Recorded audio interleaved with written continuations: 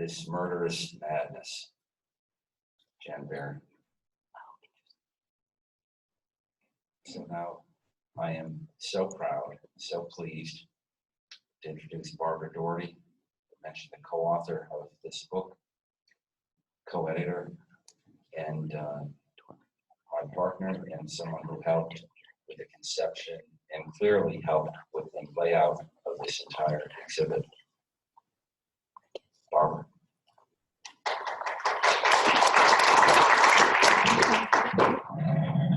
Thank you. It's emotional being here, seeing my people here, my mom, who helped me decide to come to this school. I graduated from the Hutchins School in 1976. It was an entirely seminal time of my life, and I loved it here. Any students that are here, I would urge you to put everything you have of yourself into this experience, because sooner or later, over your lifetime, when you're in your 40s, 50s, 60s, you will realize how much it's helped to shape your life. And it's a fabulous university. Right here on this plot of land, I'm pretty sure, is where the Hutchins School temporary structures were when I came here. So a lot's changed, and it's a beautiful place. So I want to tell you some individual stories from the book and the exhibit. You'll see these people in the exhibit around the room.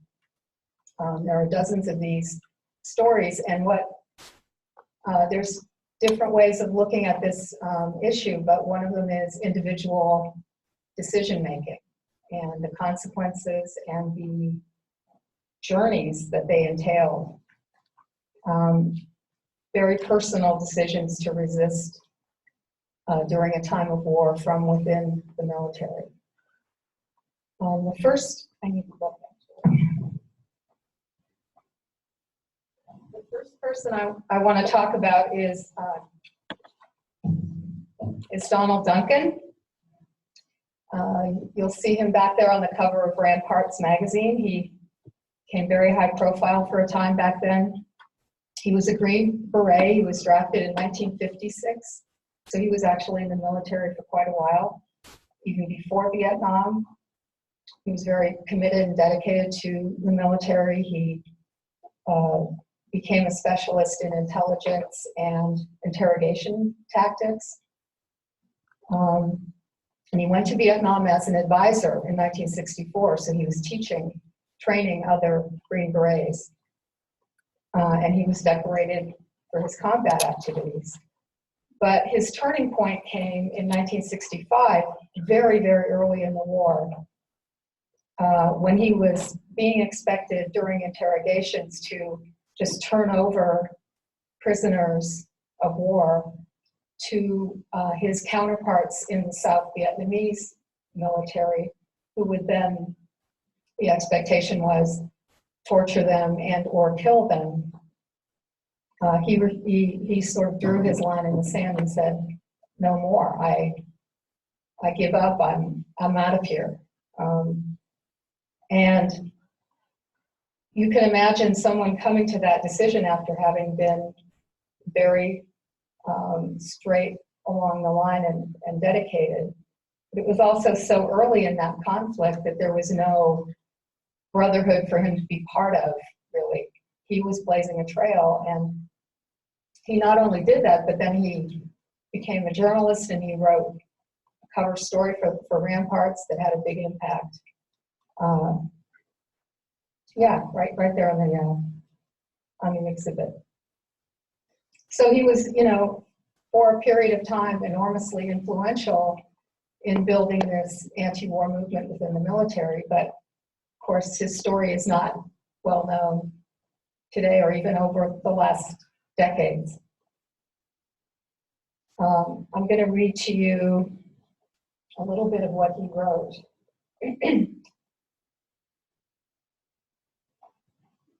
I had to wait until I was 35 years old, after spending 10 years in the Army and 18 months personally witnessing the stupidity of the war, before I could figure it out.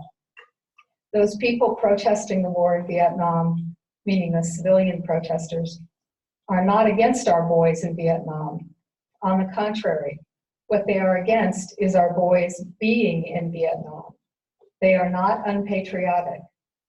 Again, the opposite is true. They are opposed to people, our own and others, dying for a lie, thereby corrupting the very word democracy. Another person I wanted to tell you about is Greg Payton, who is on that panel over there. He was drafted and he went to Vietnam to serve in a supply unit. He and other black soldiers were given menial jobs, but were told that they would get better jobs when newer recruits came in, which did not happen. New white recruits came in, they got higher level jobs typically. And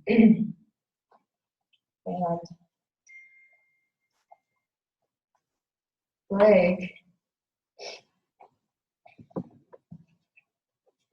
wrote in our book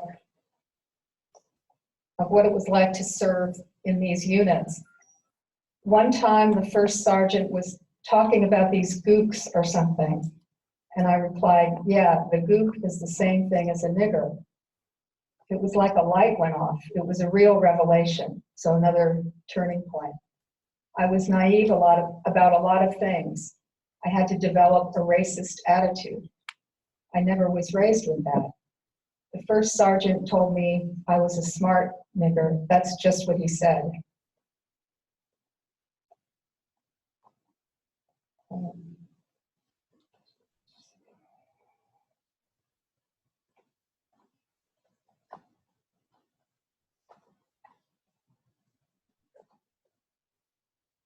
One incident that really opened my eyes was with a white GI named Muncie from Kentucky. He was really a typical super artificial macho guy. A group of Vietnamese kids came up to our truck as we were coming back from guard duty. We had food and stuff, and we'd feed the people out in the field. We had leftover food, bushels of apples and oranges and stuff. These kids came up to the truck begging, and you could see it in their faces. These kids had that "I'm hungry, feed me" kind of look. So Muncie says, look at these gook kids. And he took a bite out of an apple and threw it in the dirt. And about 4 or 5 kids dove on it. It was just like when you drop a piece of bread in the fish tank. It just really set me off. I damn near threw him out of the truck, and it was still moving. I was brought up on charges for that. I had three courts martial, and I went to the stockade, and it was all these black people, all these brothers. Another big turning point. The stockades really began to fill up in the mid to late 60s. Just like today, a lot of the people in the stockades were people of color, were black soldiers.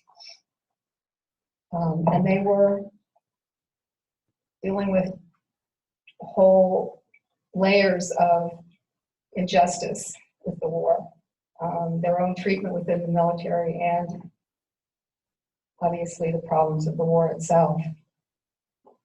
Greg took part in a major riot in a stockade there.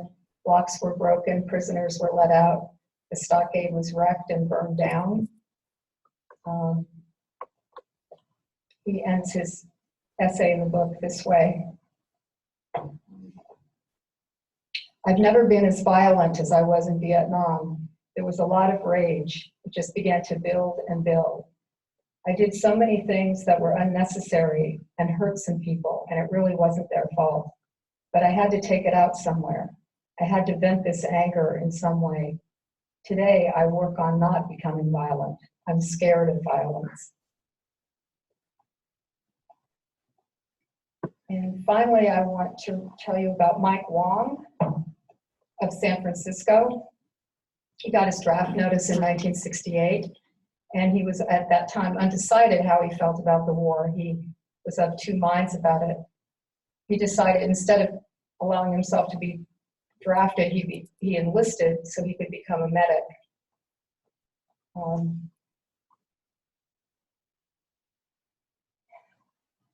So he says, He's in the military. He says, one time we were in line for the mess hall, a really long line. We could see people whispering to each other and passing it down. And when the whisper got to me, the guy in front of me said, "They're killing women and children in Vietnam." I said, "Who's killing women and children? Viet Cong?" And he said, "No, we are." When we got to the front, we saw this newspaper rack with pictures of My Lai on the front pages. I can't describe what that did to us. There could no longer be any doubt as to who's right and who's wrong. I received orders for Vietnam and decided to go AWOL, and then turn myself into the Presidio stockade, plead guilty to AWOL, and then they'd have to throw me in the stockade. That would become my permanent duty station, and I could apply for CO. They had me in the stockade for like 20 minutes, and a guard comes and pulls me back in the office. This lieutenant wants me to sign this thing, saying they're releasing me from the stockade and putting me back on Vietnam orders. And I was to proceed immediately to Oakland Army Terminal for shipment to Vietnam. My lawyer says, just sign it. So they released me, and my lawyer took me back to his office and said, they were going to stick a gun in your face and put handcuffs on you and then put you on the plane. I managed to talk them into releasing you into my custody. My legal responsibility is to take you to Oakland Army Terminal. If you resist, of course, you're a trained soldier. I can't very well stop you. I was so young and naive.